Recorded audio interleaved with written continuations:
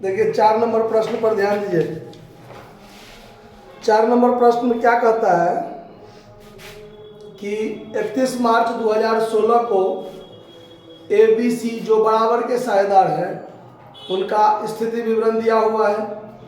Liability side में creditor है, A और C का पूंजी दिया हुआ है, और एसेट साइड में cash at bank, debtor, stock, investment, furniture और B का पूंजी जो एसेट साइड में दिया हुआ है।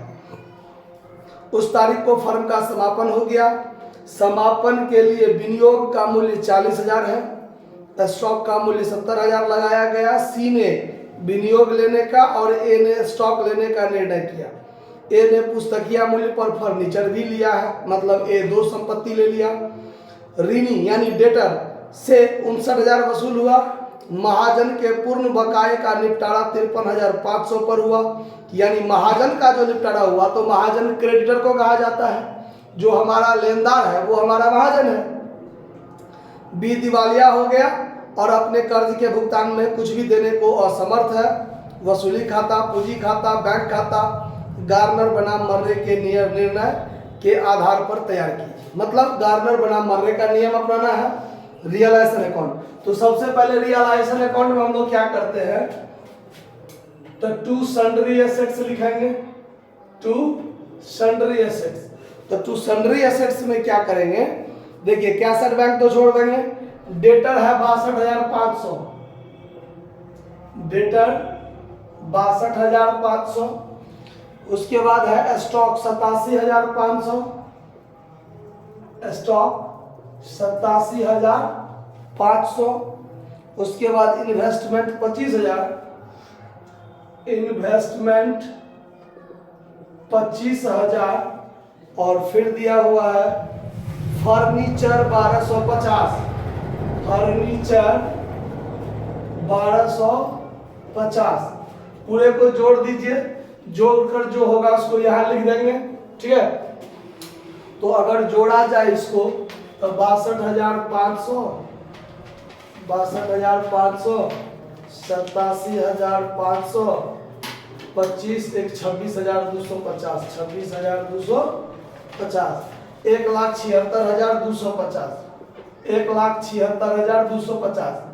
क्रेडिटर में क्रेडिट साइड में जाने वाला बाय सन्ड्री क्रेडिटर एक ही लायबिलिटी है मात्र, जो जाएगा रियलाइजेशन अकाउंट में 55,000, 55,000। बात खत्म। अब देखिए समापन के लिए विनियोग का मूल्य 40,000 है, विनियोग को C ले लिया। तो अगर कोई साझेदार संपत्ति लेता है तो बाय सीज कैपिटल अकाउंट, मतलब बाय पार्टनर्स कैपिटल अकाउंट लिखेंगे और कोस्ट में लिख देंगे इन्वेस्टमेंट टेकन, जो संपत्ति लिया कितना में 40,000 में। चूंकि 40,000 विनियोग का मूल्य तय हुआ, 40,000 मूल्य तय हुआ और 40,000 में ले लिया, ठीक है। कोई दिक्कत समझ में आ रहा बात? चलिए स्टॉक का मूल्य 70,000 लगाया गया और A ने स्टॉक ले लिया, तो by A's capital account, by A's capital account. चलिए कोई बात नहीं, बगल में डीजे बज रहा है तो क्या कीजिएगा, थोड़ा बहुत तो आवाज आएगा। बाय एज कैपिटल अकाउंट 2 संपत्ति ले रहा है, स्टॉक ले रहा है। स्टॉक कितना में ले रहा है, 70,000 में, और फर्नीचर भी A ही ले रहा है। तो स्टॉक 70,000 में ले लिया और फर्नीचर जो है, फर्नीचर को पुस्तकीय मूल्य पर लिया, मतलब 1250 में लिया, 71,250 में ले लिया 2 संपत्ति। क्लियर? अब देखिए ऋणी से 59,000 रुपया वसूल हुआ, तो जिससे रुपया वसूल हुआ उससे लिखेंगे बाय कैश या बैंक अकाउंट एसेट्स रियलाइज्ड। जिसमें आपका डेटर है उससे आपको 59,000 वसूल हुआ, ठीक है। अब देखिए सवाल में बैंक रहेगा, बैलेंस शीट में बैंक रहेगा तो बैंक लिखेंगे और लास्ट में बैंक अकाउंट बनेगा।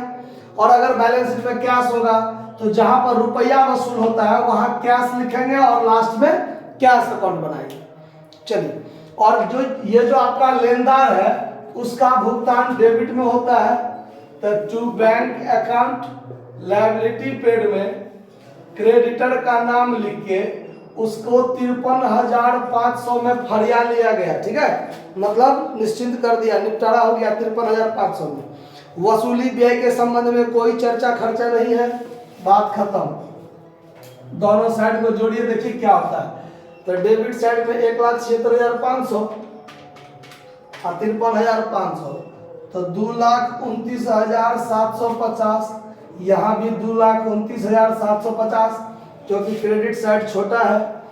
55 और 40 हो गया, 95,000 घटा दीजिए, फिर 71,000 घटा दीजिए, 71,000 घटा दीजिए, और फिर 59,000 घटा दीजिए, 59,000 घटा दीजिए। तो 4,750 रुपया का रियलाइजेशन लॉस हुआ। तो कहीं मिस्टेक किए क्या? कितना घटाए हमने? 71,000 घटाए थे कि क्या घटाए थे?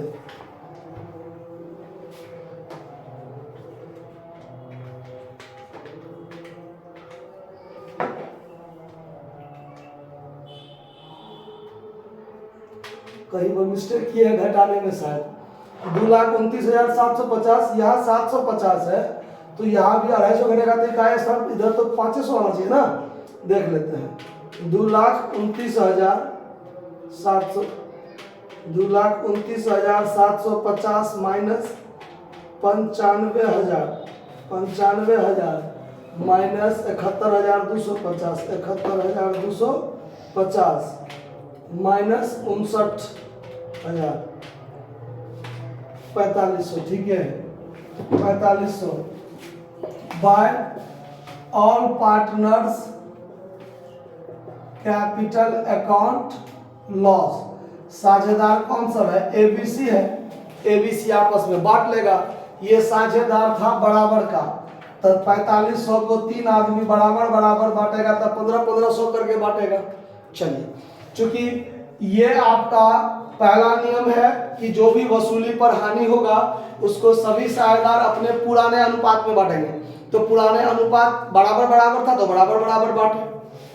चलिए, अब बनाएंगे जो दिवालिया होगा उसका खाता, जो बचा हुआ है उसका खाता। ठीक है, तो चलिए, तो सबसे पहले लिखेंगे बाय बैलेंस बीडी। तो ए और सी जो बचा हुआ है उसका बाय बैलेंस बीडी इधर होगा। जो लायबिलिटी साइड में है 82,555,000, 82,555,000, और बी जो दिवालिया हुआ है उसका पूंजी एसेट्स में है 10,000। तो डेबिट साइड में होगा टू बैलेंस बीडी 10,000। एसेट्स में है इसका पूंजी, इसीलिए डेबिट में। ठीक है, अगर इसका भी पूंजी लायबिलिटी में रहता तो बाय बैलेंस बीडी लिखते, लेकिन क्या है एसेट्स में है, तो डेबिट में टू बैलेंस बीडी लिखेंगे।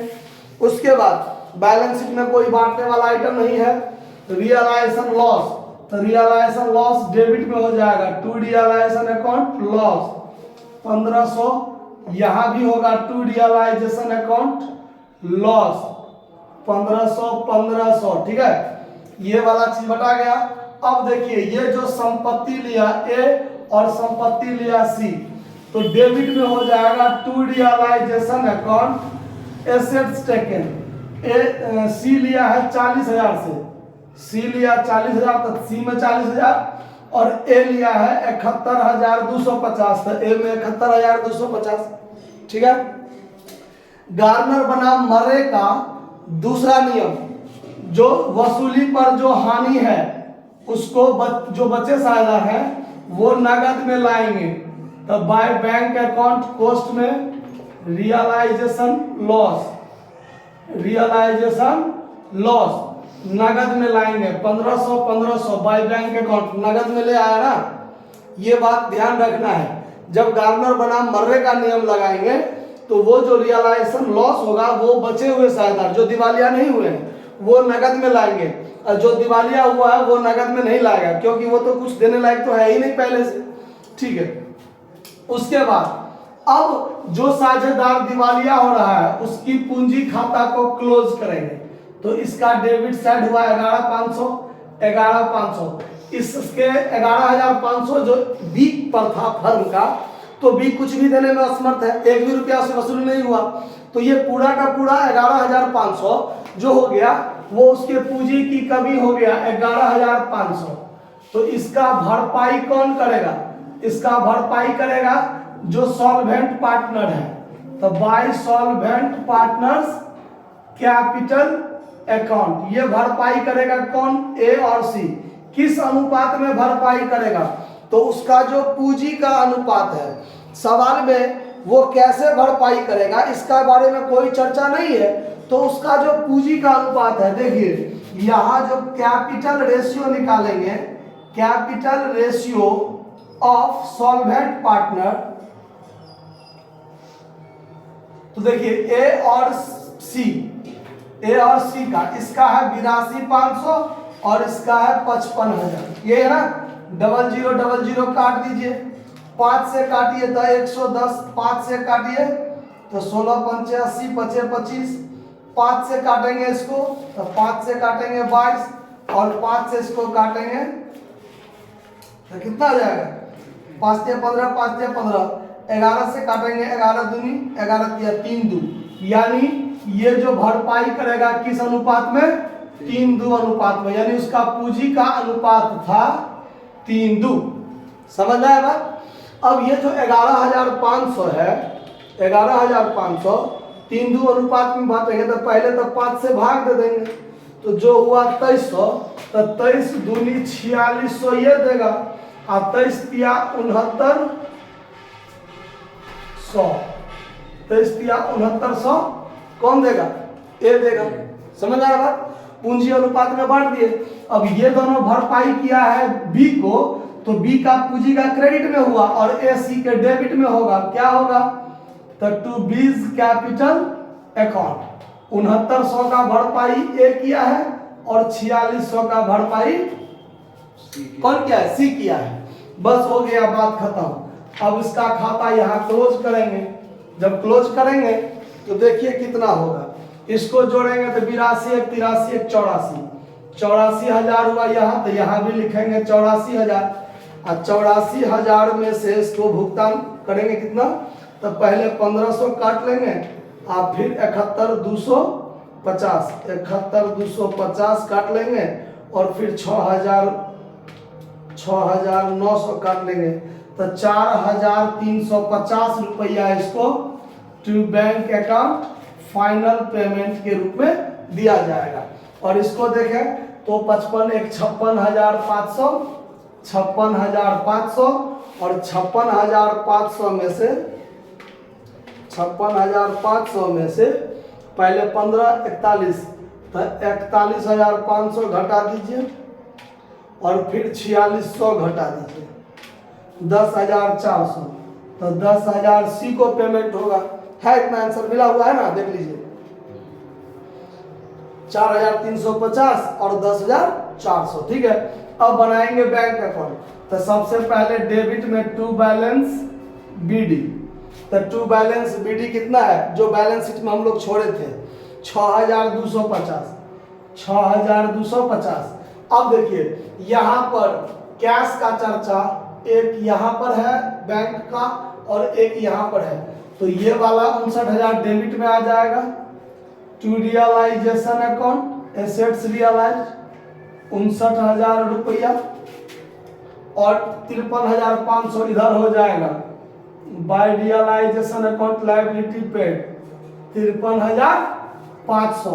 उसके बाद इसमें कहीं भी नहीं है, इसमें तो ये दोनों लाया है नगद, तो इधर होगा टू एज कैपिटल अकाउंट और टू सीज कैपिटल अकाउंट। 1500 ये लाया और 1500 ये लाया, जो रियलाइजेशन लॉस ला रहा है, और इस दोनों को पेमेंट भी हुआ है, तब क्रेडिट साइड में लिख देंगे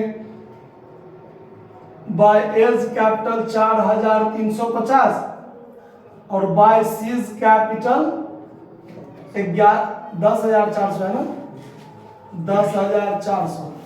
बात खत्म। दोनों साइड को जोड़ लीजिए।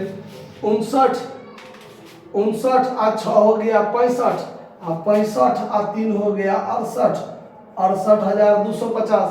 इधर देखिए 53 4 57 57 और 10 67 67 और ये हो गया 4 3 7 5 12 250, तो 68 250 इधर भी हो गया। बात समझ में आया कि कहीं कोई दिक्कत है? समझ में आ गया ना? तो इसको नोट कर लीजिए। धन्यवाद।